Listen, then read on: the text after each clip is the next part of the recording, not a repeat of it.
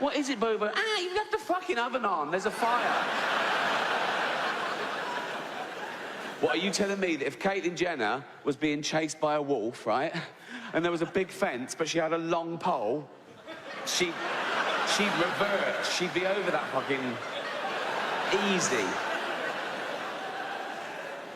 So, all that, all that, all that, doing all that, right? I'll be legally a chimp. I'll be properly chimped up, right? I'll be able to use chimp toilets and everything, right? And then I'll be walking along Hampstead High Street, holding Jane's hand. Come on, Bobo. Like that, right? We don't even hold hands now, so I don't know why she's suddenly all over me just because I'm a chimp, right? But we'll be all in love, maybe matching jumpers. So, walking along, come on, Bobo, in love. Just two guys, And then, if a bigot in a white van slows down and goes, that's fucking disgusting, I just fling shit at him and run up a tree. And that's why that joke isn't transphobic, so... Cheers.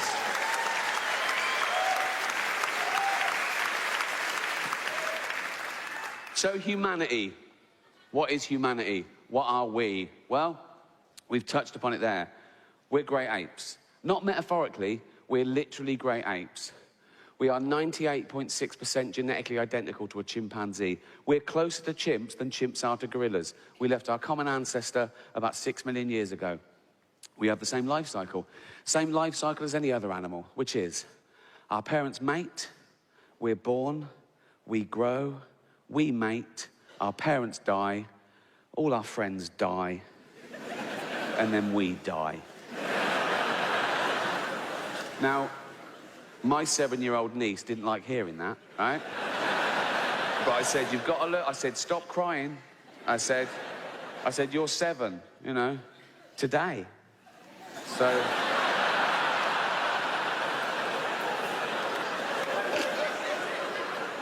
Any more grizzling and this party's cancelled. So let's take the first of those, right? Birth. It's already an odd one for humanity because the human being is born before the end of its natural gestation period. And by that, I mean, because of our evolution, our brain is so big, we have to get that huge head out early. That's why the skull is in parts and supple, right? And then we have to carry on gestating outside the womb. That's why we're so useless. Compare us to other mammals, right? A giraffe is walking along, it goes, oh, I'm proper pregnant, right? I'm gonna have a baby giraffe right here, right? Yeah, there it is. See you later, right? And the baby goes, Mum, can I get a... It's got to be fucking ready, right? We're helpless, right? Just think of that, right? 9 months, we're just growing in this perfect environment, just like that. Just everything's...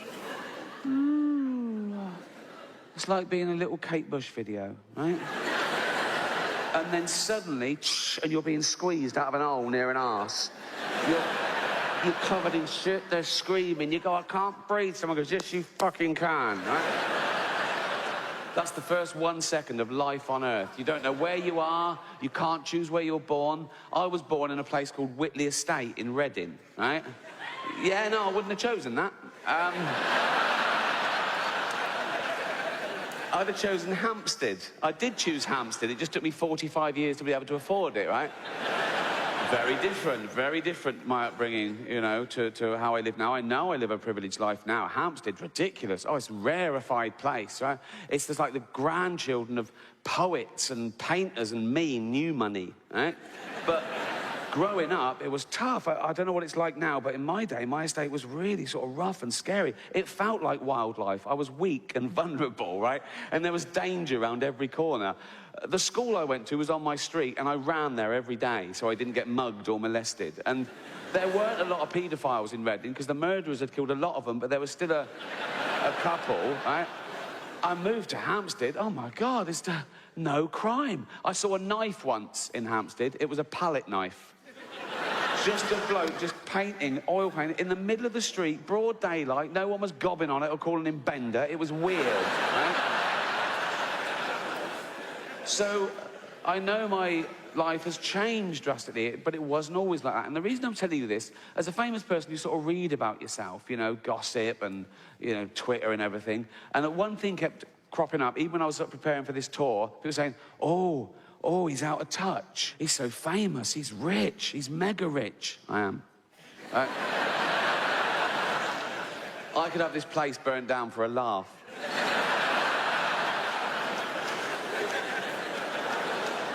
No, but they say things like, oh, he's an observational comedian. How can he say things that relate to ordinary scum? And I say, don't call them scum, right? But even the papers, they try and get around to it. I do interviews, and they'll always be able to say, oh, do you always fly first class? I go, no, often private. Right? And the number of times I've answered this question, right? They say, do you know how much a pint of milk is? It was meant to make you look out of touch, and I don't know, but that's irrelevant, right? Next time a journalist asks me that, I'm going to say, I don't know, mate, but here's £1,000. Run and get me one, will you? Is that enough? Is that enough? Yeah. Another question that I always get, particularly with the posh papers, the Sundays, they're doing a profile piece, and they're still trying to alienate you and make you look different, right? And they always say things like, no, you don't have children. I say, no. I say, why don't you have children? Which is a really odd question to ask someone, why don't you have children? As opposed to asking people, why do you have children, right? Let's ask the fat lady in the leggings why she's had 8, shall we? Oh, 9, that one just fell out. That one didn't even touch the sides or disturb a cigarette. That one just, boom. Go and claim for that.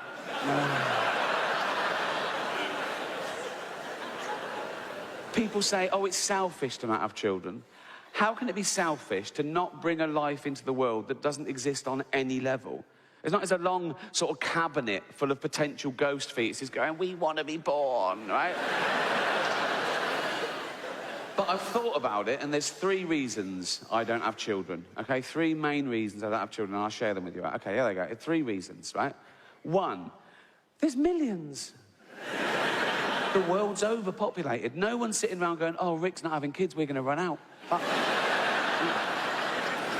2, kids are scroungers, aren't they? I mean, from day one, it's all me, me, me, isn't it? Feed me, clothe me, pay for my chemotherapy.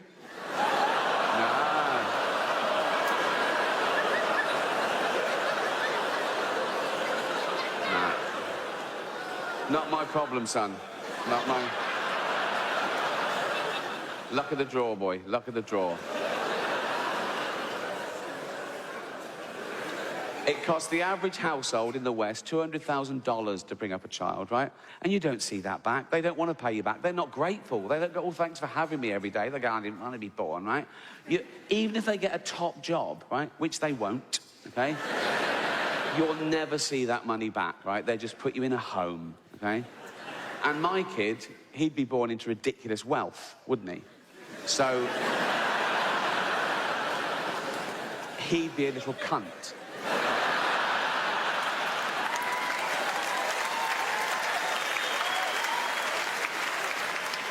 A little Hampstead cunt.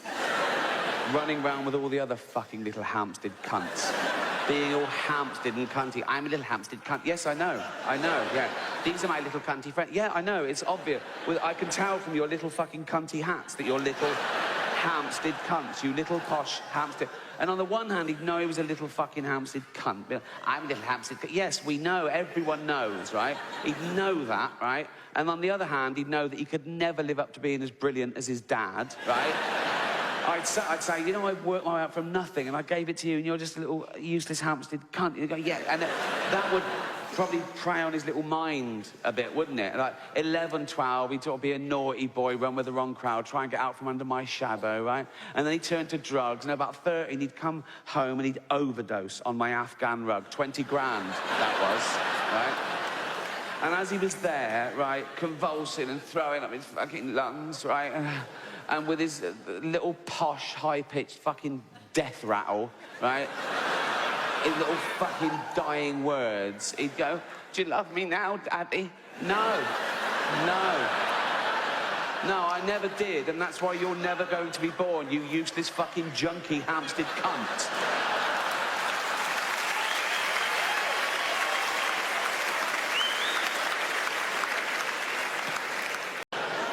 And he'd go, why are they so distended? And I go, oh, like you're Brad Pitt. You know what I mean? Sorry, are we talking or raping here? Can we...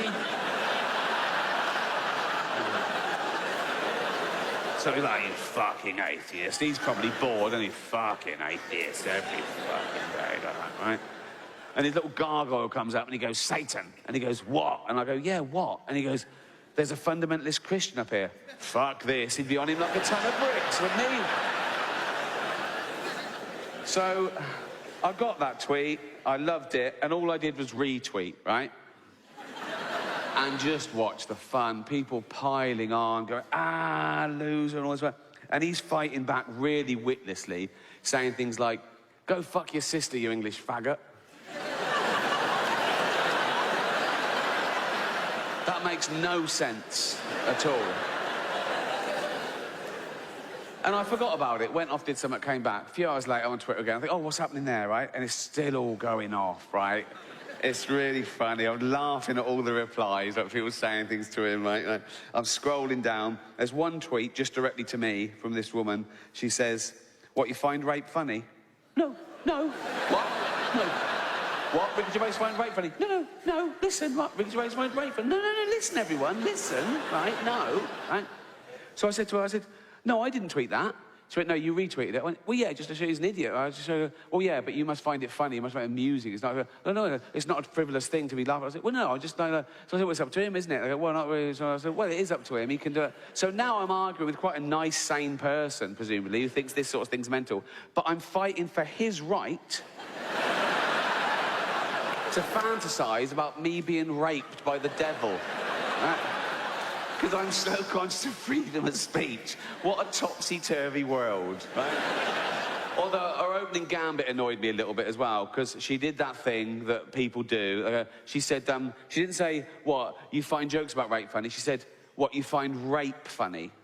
And the answer to that is no, of course not. No one finds rape funny. Not even rapists find rape funny. Do you know what I mean? There's never been anyone giving evidence going, well, it was dark and he was wearing a ski mask and he was giggling. That's never...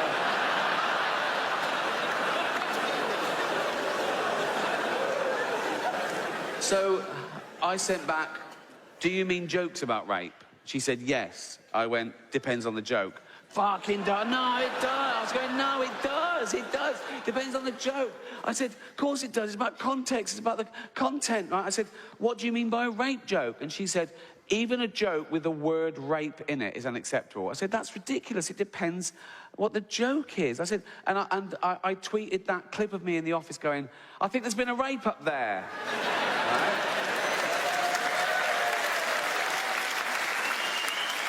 And everyone gets that because of the context. And the target is a middle-aged man who's so narcissistic, he'll say the most horrendous thing to get attention to win a silly game. So you have to understand the joke and where it's going and where it comes from. And I said, some jokes don't punch up or down. They don't punch anywhere. They can just be a little pun, a silly play on words that don't really mean anything, right? And the example I gave was a joke that went around when I was a kid. Even adults told it, right? I tell you, it was a woman goes running into a police station. She says, help, help, I've been raped. And the policeman says, do you mean raped? She says, no, there was a bunch of them. Right?